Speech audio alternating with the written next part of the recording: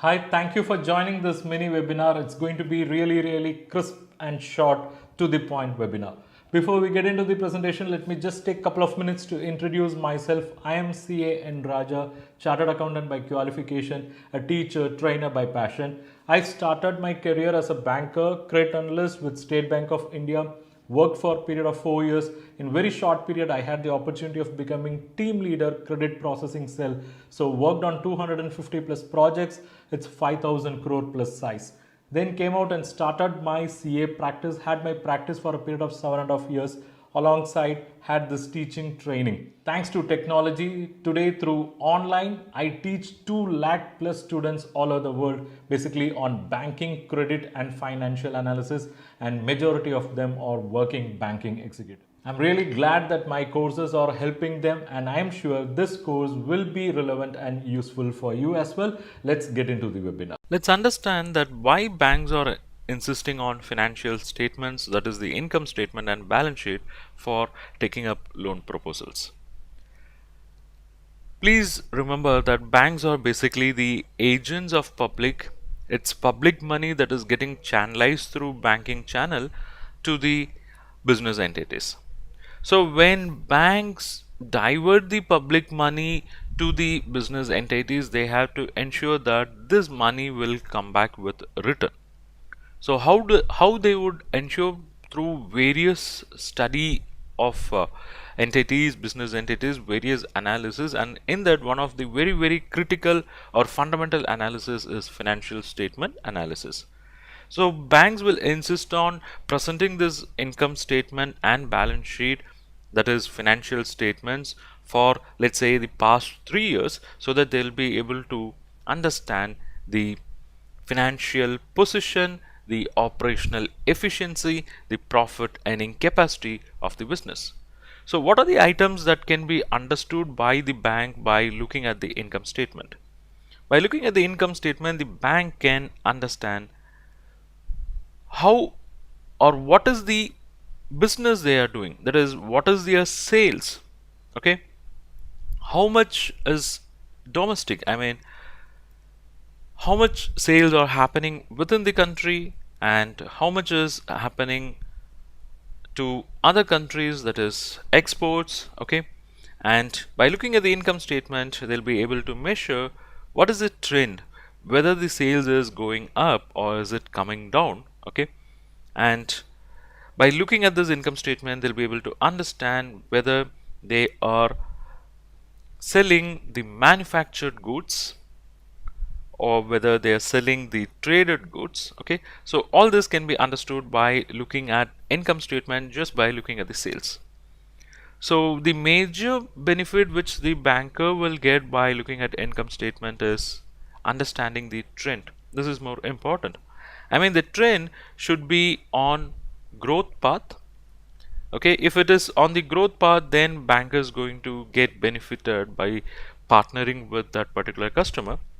But if the trend is actually in decline mode, then the bank should act cautious. They have to take a call that whether they should entertain that particular customer or not, okay. So that information can be understood by the banker by looking at income statement. Then the banker will have an idea about the expenses of the particular business entity. So what are the expenses they have?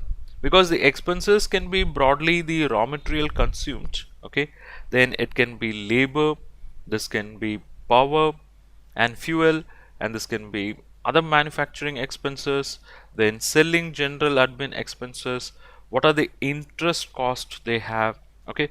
So all these items are very important, so the banker can understand how much they spend, because when a banker look at raw material consumed, they'll be able to understand what percentage of raw material consumed with respect to production or with respect to sales, and this will give an idea that whether they are spending too much on raw material so that the margin comes thin, or what is the exact proportion, okay. And they'll be able to understand that whether the raw material cost is fluctuating, okay, because by looking at the proportion of each and every year, if the proportion is going up and down, then it's a fluctuating market, then the banker have to be cautious here, because when you lend to a customer who is in a fluctuating market, then it is possible that that company can make loss unexpectedly, and they can also make big profits unexpectedly. The trend cannot be fixed, so that aspect can be taken care or can be understood by looking at the income statement. Similarly, by looking at the labor, power and other manufacturing expenses, we can understand what is the trend that is happening, how labor cost is going up year after year. Then power, because when we talk about power, we should know like what arrangements they have for power, like do they have their own setup, or is it purely on the basis of electricity board which the government supplies, or do they have any private arrangement, or do they have anything like windmills, do they have something like solar? So all this can be understood by going through this, right? So that information is also possible. Then we can look into the other manufacturing expenses, then selling general admin expenses, what is the proportion, I mean whether this is a greater amount when compared with other amounts in the total income and expense statement. Then by looking at interest, we get to know, the bankers will get to know like who are the other bankers, then whether they are paying heavy interest. I mean, if they are paying heavy interest, it means this company is highly indebted. It means they carry a lot of what is known as financial risk. Okay, because interest got to be serviced whether you make profit or not. So these can be understood by looking at the expenses. So by looking at the income statement, you get to know what are the income, what are the expenses. So mainly you get to know what is the profit of the business, because profit is the exact measurement of efficiency. So if this business is making profit, then they're doing good, and that you get to know only by looking at the income statement. There is no point in simply making the sales, okay, without making profits. So that's about income statement. Then we go to balance sheet. When we go to balance sheet, there are two items, I mean there are two sides which we talk about. One is liabilities and the other one is assets, right? So what do we understand from liabilities and assets? See, liabilities basically represents the money that is coming from two group of investors, or I would say stakeholders. Two group of stakeholders, I mean the one is owners and two is outsiders. So we get to understand that who have contributed how much. This is very important because the owner's money is actually a permanent, okay, it is a permanent money and you don't have pressure to repay that in a short term, okay, whereas outsiders will get classified into short term and long term. So if a business has too much of short term funds, what is the problem? It will create stress in the business because you have to work and work and work to pay these guys. But if it has long term, it's fine. But when there is a long term fund, when there is too much of long term fund, then that business should have created long term assets, because when the long term funds demands repayment, there should be long term assets that are available that should be capable of generating money to pay these guys. Okay, so in liabilities, what we try to understand is who are the stakeholders who have given money to this organization, how much had come from owners. Okay, that is, we are basically interested in looking at the percentage, and how much have come from the outsiders, again the percentage. But that again we classify that into short term and long term. If you have too much of short term, it is going to create a lot of stress, and if you have good amount of long term, it is good, it is going to support what is known as liquidity in the business. But at the same time, there should be corresponding assets that should be created, so that when these guys ask for repayment, okay, when these guys ask for repayment, your business should have resources to support the repayment. So Coming back to assets, the business should create assets, and assets can be divided into two types. One is current assets and the other one is non-current assets. Okay, so what is current assets? Current assets are those assets which can be converted back into cash within a period of 1 year. I mean, we can convert that back into cash within a period of 1 year. And the examples for current assets can be like inventory. Okay, it can be debtors or receivables. It can be short-term deposits. It can be advance to suppliers. Okay, or it can be any other items, any other current assets that can be converted into cash within a period of 1 year. So that's about current asset. Then non-current asset can be divided into fixed assets and other non-current assets. So I hope you know what is fixed assets. Fixed assets are those assets which were created with an intention to use. The intention is there to use the asset. Okay, and again the intention is to use the asset for a long term and mainly to contribute to the income generating activity. It means you have no intention to sell the asset. That's more important. You don't have any intention to sell the assets. Fixed assets are those assets which are acquired for usage in the business for long term with no immediate intention to sell. And we can also classify the fixed assets into two types. Okay, classification is possible. That is, we can classify that into tangible and intangible. So by classifying the fixed assets into two types like tangible and intangible, we get to know like what are the assets actually we have which we can touch and feel that are tangible, and what we cannot touch and feel that are intangible, something like patent or brand. Let me change it. Yeah, it's brand or say goodwill. Okay, so these are all the intangible items which we continue to own but we can't touch and feel them or see them, right? So that's about fixed asset. Then the companies, the business entities will also create various non-current assets. It can be long-term advances.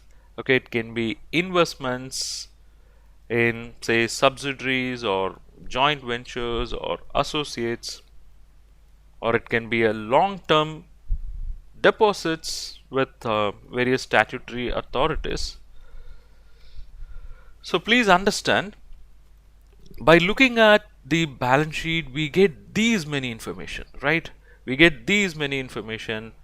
By looking at liabilities we get to know who are the owners, how much they have contributed, so how much had come from outsiders. So you get to understand whether the business is dependent on owners or outsiders. The business which is dependent on owners is called as a strong or a healthy business. Okay, whereas the business which is always dependent on outsiders, okay, it's going to be called as a weaker.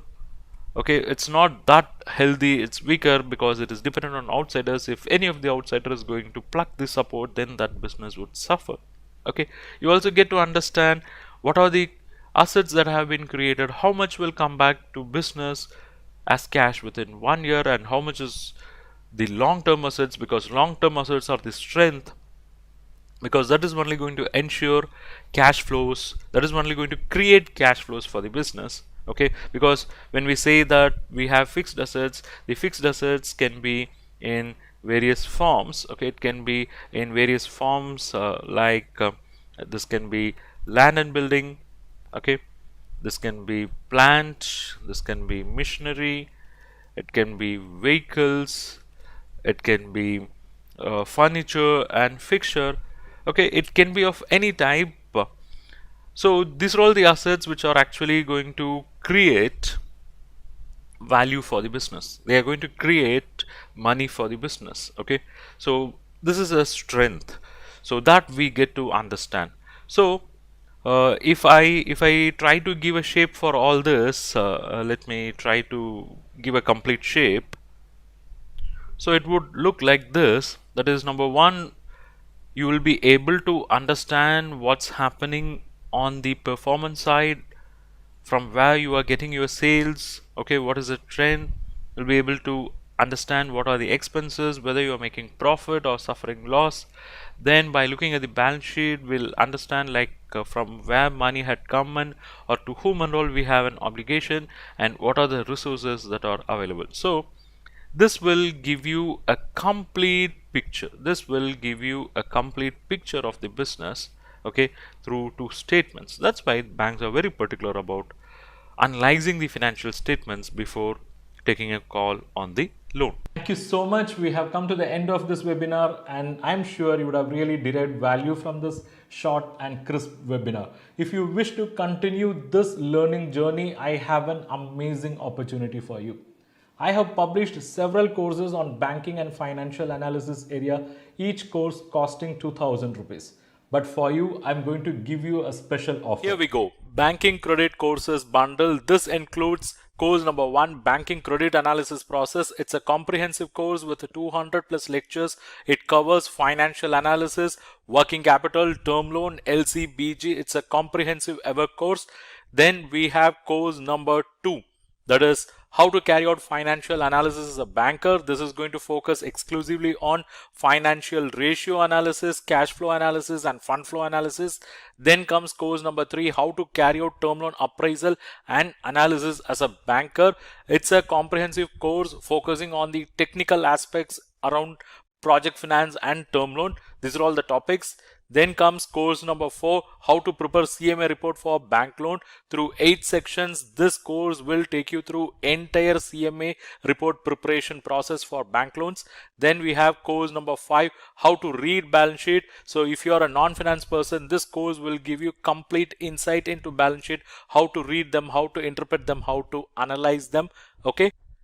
Then we have course number 6, how to read CIBIL report. By taking this course, you will get a complete picture of CIBIL report reading process. Then we have course number 7, how to prepare cash budget for bank loans. This course will help you to understand the concept of cash budget, which is widely used in short-term lending like ad hoc credit facilities, letter of credit and all. So far I have introduced 7 courses of 1999 each. It means 7 courses of value 13,993, but you are going to get it only for 2,599, and it is not yet over. I'm going to give you some more bonus.